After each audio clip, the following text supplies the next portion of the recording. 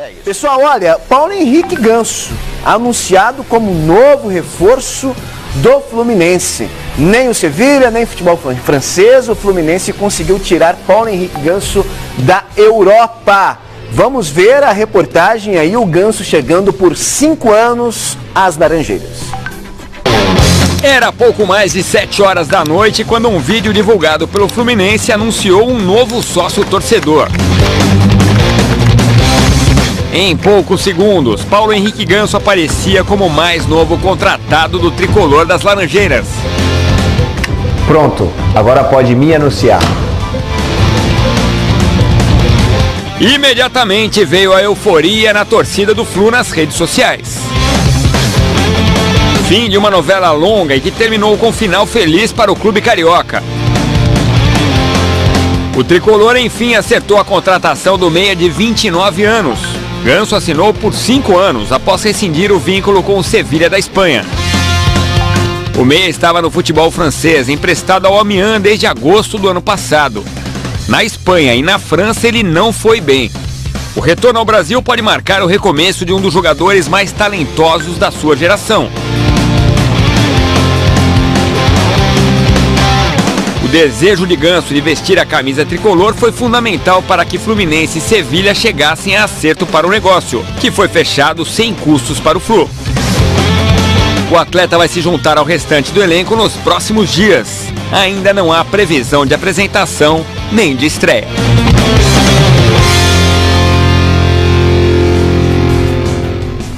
E surpreendeu, viu, mano, Rodrigo Bueno, parou, né? Quebrou as redes sociais ontem, a torcida do Fluminense, porque estão festejando muito a chegada do Paulo Henrique Ganso. Eu estava até conversando hoje mais cedo com um dos nossos editores, o Silvani, aqui na redação, e ele me alertava.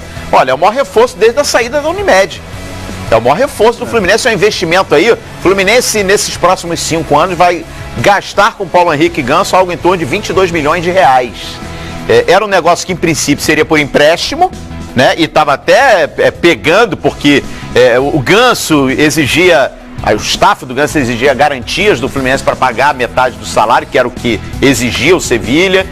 Enfim, e acabou virando uma contratação em definitivo, porque o Sevilha, quando não recebeu propostas pelo jogador na janela europeia, decidiu rescindir contrato com o Ganso. Ficou livre e mais fácil para o Fluminense acertar.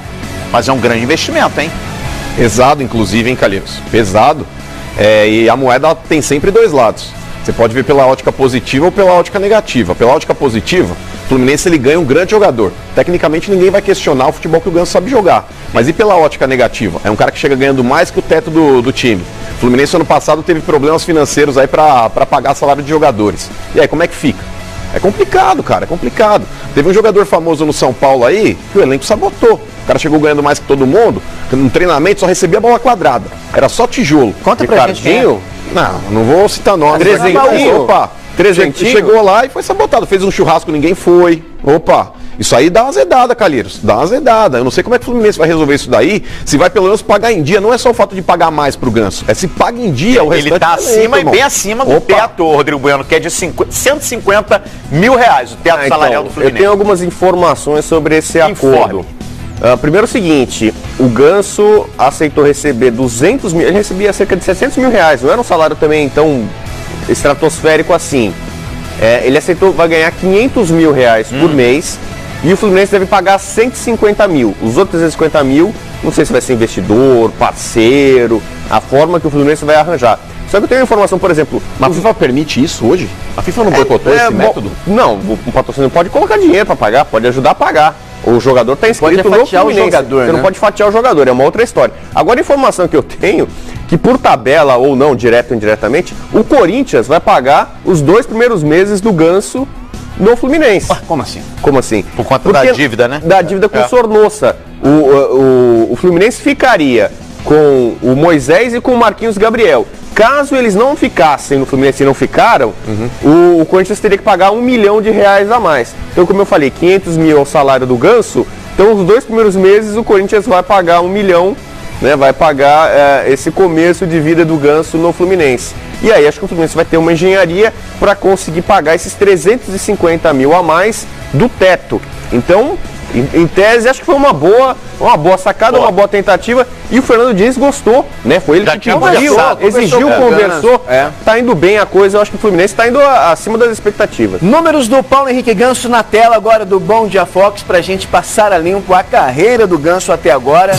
Gansou! A galera do Fluminense está pra lá de animada com a chegada do Paulo Henrique Ganso. 424 jogos até o momento na carreira dele, 67 gols, 93 assistências. Ele tem essa fama de ser um cara do último passe mesmo, de ser um ótimo garçom. Campeão da Copa do Brasil em 2010 pelo Santos, campeão da Libertadores em 2011 pelo Santos, campeão da Copa Sul-Americana 2012 com a camisa do São Paulo. No Santos ele ainda ganhou a Recopa, né? Recopa. Em 2011, foi campeão da Recopa. E da Sul-Americana foi o ano que ele ganhou jogou. Ganhou Paulista. Teve aquela cena emblemática dele não querendo sair, né? A gente tem números do Ganso pelos clubes, por onde ele passou? A gente tem esses números aí do Paulo Henrique Ganso. Eram esses os números. Porque são interessantes também, muda muito, porque eu estava fazendo um levantamento. Sabe qual foi o clube onde ele mais jogou? 214 jogos pelo São Paulo. Eu confesso que eu me impressionei. Eu achei que o Ganso tinha um número maior de participações no Santos, mas não, no São Paulo.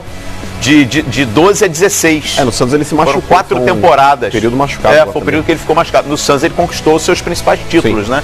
Libertadores e Recopa. Mas enfim, na Europa, infelizmente, foi um fiasco, né? 13 jogos no Amiens, nenhum gol. Ficou muito pouco tempo no futebol francês, num clube sem expressão. E a ideia, a informação que eu tenho é justamente essa. Que o Paulo Henrique Ganso, ele abriu mão dos vencimentos que teria a receber no Sevilha para rescindir.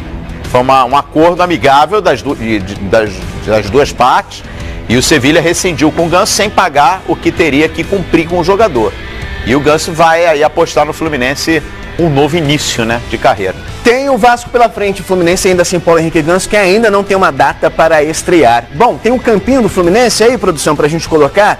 O Fluminense que vai a campo contra, provável, né? Fluminense que vai a campo contra o Vasco em Brasília. Rodolfo, Ezequiel, Natan, o Matheus Ferraz, o Mascarenhas. No meio-campo, o Caio Henrique, o Bruno Silva, o Daniel jogando muita bola. Aí tem o Everaldo, o Luciano. E ali, olha, eu confesso pra você que eu não tô enxergando direito. É um M ou um N? É o Marcos Paulo. É o Marcos Paulo. É o menino, 17 anos. 200 milhões a multa. Porque o Ione Gonzalez... É um menino de 200 milhões. O Ione Gonzalez, ele sente dores musculares. Desgaste muscular. Então, pelo menos em princípio, a informação é essa. Apesar do bom momento do colombiano, mano, ele deve ser poupado desse clássico. Mas ele podia ter sido poupado, então, nesse último jogo, né? Porque o Fluminense está garantido, né? Na semifinal. A gente mostrou aqui questão de saldo de gols. O aniversário hoje é o Volta Redonda na tabela. Sim, então, mas o importante nesse tipo de jogo contra o Vasco é porque quando você pega um clássico, fora a rivalidade, você já pega também um nível acima dos demais adversários. O Campeonato Carioca, assim como todos os outros estaduais, é um campeonato tecnicamente fraco.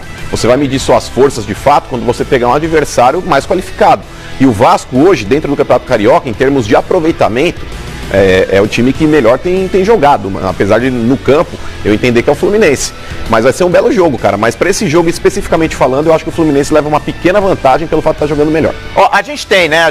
Vamos voltar a falar do Ganso aqui, porque a gente tem aí... Tem os números agora do Ganso por clubes? Até pra gente dar uma passada, olha aí. Agora sim. Tá aí, olha o que me chama a atenção. Santos começa muito bem, né? 2008 a 2012, são 151 jogos, campeão da Copa do Brasil, Libertadores, enfim, 36 gols. Não é muita marca do Ganso ser goleador, né? Ele é o garçom. São Paulo, ali que me impressionou. Em 4 temporadas, 214 jogos, uma média aí superior a mais de 50 jogos por ano. 24 gols. Aí na Espanha, para mim, são decepcionantes os números. Sevilha, apenas 28 jogos em 2 temporadas, né?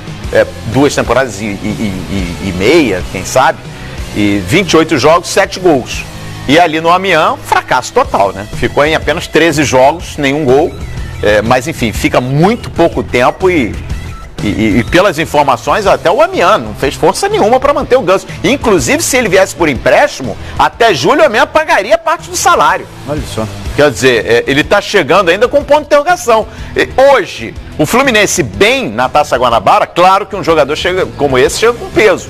Mas hoje o Ganso, na minha avaliação, Rodrigo e Mano, o Ganso precisa muito mais do Fluminense do que o Fluminense do Ganso. o Ganso não queria ficar na França, né? Deu piti também, né? Fez mimimi, né? Ele tá fazendo todo o esforço para não ficar no Amiens, conseguiu o desligamento do Sevilha e agora é uma nova etapa na carreira dele. E a vontade do jogador pesa muito. A vontade de jogar no Fluminense, de voltar ao futebol brasileiro, né? E tá afim. Se ele tá no Amiens por contrato, por empréstimo, não tá afim, ele não vai render. Aqui eu acho que ele vai tentar retomar. Já é um jogador muito experiente, 29 para 30 anos, né? Não é nenhum garoto. Então não dá para esperar muitos gols, mas a capacidade de dar assistências dele vai ser enorme. Ele teve alguns lampejos bons no São Paulo. O time foi vice-campeão brasileiro de 2014, ele foi bem. Jogando com o Kaká ele cresceu. Em 2016 a Libertadores do São Paulo ele foi muito bem. Verdade. Foi um bom momento. Então ele teve bons momentos no São Paulo. Falava-se da possível volta dele, o São Paulo não quis. A esposa do Ganso revelou isso, né? O Leco, que é muito amigo do Ganso, não quis o retorno dele. Acho que o São Paulo já tem muita gente ali na meiuca para armação, ou que não tem muita velocidade. E vamos ver como é que ele vai ser aproveitado no time do Diniz. Vai ser legal ver Fluminense e Santos, né? Porque o São Paulo ele trabalhou com ele, levou ele também para Sevilha e depois deixou ele como volante. Como é que o Fernando Diniz vai aproveitar o Ganso nesse time?